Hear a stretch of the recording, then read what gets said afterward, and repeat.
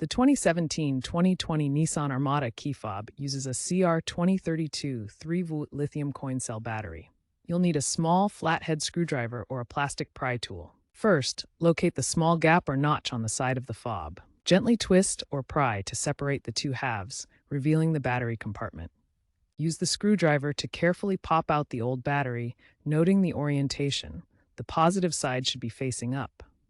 Correct orientation is crucial, as reversing it can damage the fob's internal circuit. Work in a clean, dry area to avoid moisture.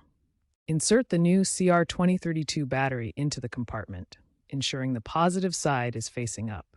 Snap the two halves of the key fob back together until they click securely. Next, test the fob's buttons immediately to verify functionality. Stand 10 to 20 feet away from your Armada and test the remote functions. If the fob doesn't work, you may need to reprogram it.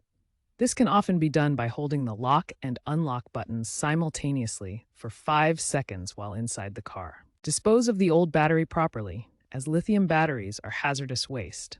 If issues persist, there might be a circuit board problem requiring professional diagnosis.